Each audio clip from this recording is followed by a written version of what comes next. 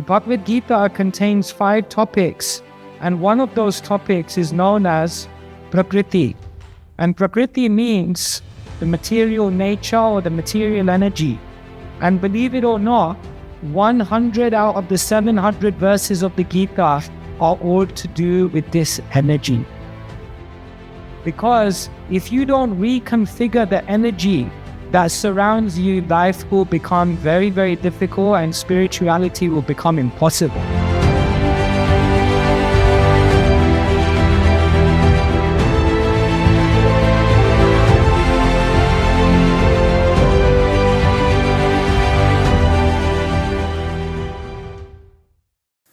And now we enter into the final 6 chapters. Someone may say, why didn't Krishna just end the Gita? He already spoke about the essence, which is to find love. What's the need to carry on speaking? But there is a need, because what Krishna does is in the first 6 chapters, he tells Arjuna, you are here. In the middle 6 chapters, Krishna tells Arjuna, this is where you need to be. And in the final 6 chapters, Krishna gives knowledge of how to work through all the obstacles that are on the journey there. And so, these 5 chapters deal with energy. How is your energy? We all carry a different energy. Have you noticed how different people carry different energies? Sometimes you can just come in the vicinity of someone and immediately you begin to feel something without even speaking to them. Because everyone carries an energy. And in these chapters, Krishna talks all about this energy. The Bhagavad-Gita contains 5 topics, and one of those topics is known as Prakriti. And Prakriti means the material nature or the material energy. And believe it or not, 100 out of the 700 verses of the Gita are all to do with this energy. Because if you don't reconfigure the energy that surrounds you, life will become very, very difficult and spirituality will become impossible. And so, remember, the Bhagavad-Gita is like a jewel box. It teaches you how to live, how to, and how to. Very good. So now, Krishna is going to teach the science of how to let go. Remember, that's like the covering of the jewel box. This knowledge that Krishna gives is protective. It will save you from becoming injured, from becoming influenced, from becoming intimidated by the world around you. This is very, very powerful knowledge which Krishna is giving. Let me just give you a very quick summary. In the 13th chapter, Krishna talks about concepts that he's already talked about before. But he does it in a slightly more technical way. But then what Krishna does is the concept of the world we're living in, Krishna says, now I want to focus on this. In the 15th chapter, he explains that this material world is like a reflection of the spiritual world. Dear friends, this world that you're living in is not the reality. Welcome to the Matrix. Yes, actually it's not reality, but it's real. This is real, isn't it? It's real and it's unreal because this has no endurance in eternity. Therefore, Krishna says that you have to know how to deal with this temporary world which is full of material energies. And therefore, what Krishna does is he takes this concept of the material world, and in chapters 14 and 17, he explains that there are 3 energies which are pervading everything in this world. And according to what energies you associate with, that will create an energy within you. And therefore, goodness, sattva, passion, rajas, ignorance, tamas. And Krishna says, according to the modes that you and the energies that you surround yourselves with, you will develop either divine qualities or demoniac qualities. Have you noticed how some people can just change? They may change year to year, They may change month to month. Sometimes some people, even in the same day, they're like different people. Some people, they're wonderful, saintly, as soon as they get into the driving seat of a car. Something enters them. Road rage. Energy is all to do with energy. So, here's our friend. Is he acting out of free will, yes or no? When he shouts, when he horns, and when he says some London mantras, is he doing it out of free will, yes or no? Yes, no.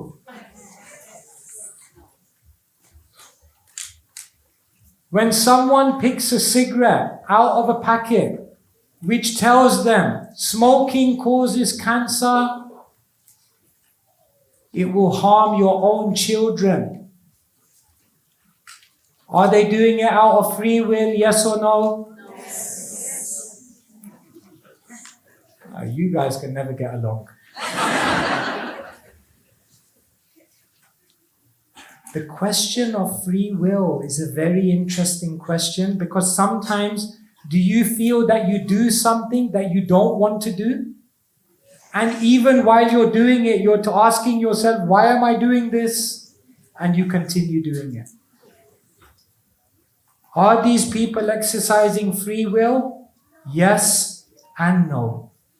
Yes, because free will is something that Krishna never takes away from you.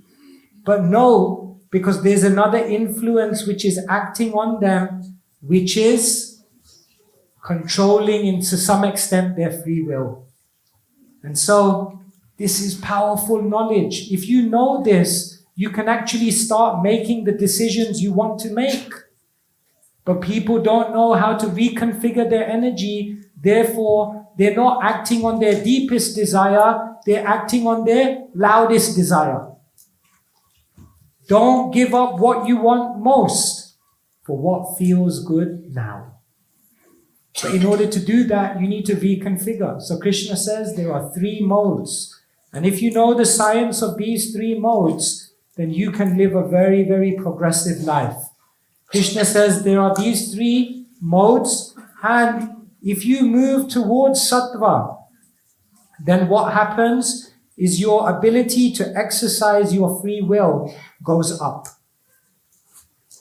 What Krishna basically says is that you have to eradicate tamas, you have to balance your rajas, and you have to promote your sattva. And if we change these energies, then Krishna says you can walk through this world and really achieve what you want to achieve. But what determines your energy? We are a product of the food we eat, the movies you watch, the music you listen to, the people you befriend, the places you go, the websites you visit, and the interests you pursue. These are examples of things that can be in the different modes of nature. And according to whatever you choose, that will create a mentality within you. Sattva habits. And then, according to the mentality within you, you will pursue more of the same. Sattva life. So Krishna is telling Arjuna, develop habits in sattva. Because if you reconfigure your energy in that way, then what will happen is you'll develop sattva within your own being. And when there is sattva within your own being, then you will search for sattva more outside of you. And like that, your life becomes full of goodness because you've learned to reconfigure your energy. But someone once asked me, why does Krishna make it so hard? Bad habits are so easy to make. And good habits are so difficult to make. Isn't it? Did you have to try hard to get addicted to chocolate? I've been trying for years to get addicted to chocolate. I just can't do it. It's so hard. This person said to me, Krishna stacked the odds against us. Because he made all the good things, the pleasurable things, he made all of those things easy. And he made all the hard things like waking up for the 5 a.m. club. He made all those things hard. I said, no, you got it wrong. You see, if I put a cup here, I'm a terrible artist. And I start pouring water, where is the water going to go? It's going to go here, right? Because the inclination is in this way. Oops. Oh no. Reconfigure the energy. I've got to think deeply about what to do here because otherwise I'm going to mess it up. Shall I keep it? Keep it and then go back in. Is it? Okay, there you go. You've got to make decisions in the mode of goodness, Can't rush into anything.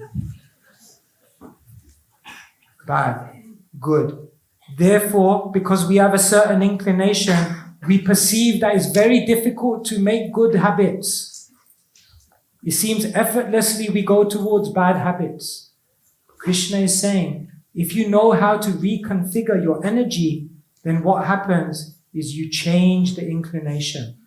And if you change the inclination, then developing good habits becomes effortless. Once you develop sattva, when your alarm clock goes off in the morning, you won't want to oversleep. You will find it uncomfortable to oversleep because you've changed your energies.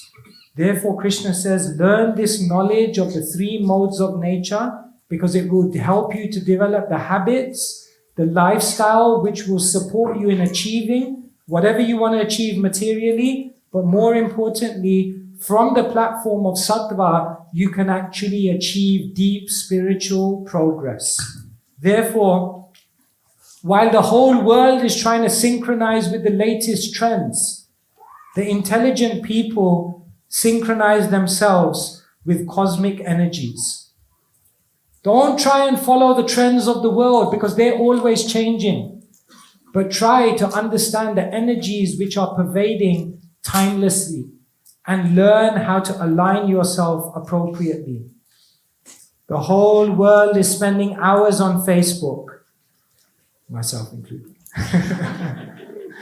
Instead, spend hours facing a book. Read. It's nice to read.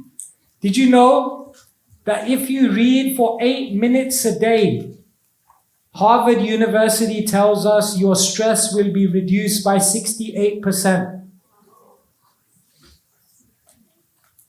The most successful, creative, dynamic people in the world all have the common habit that they are avid readers.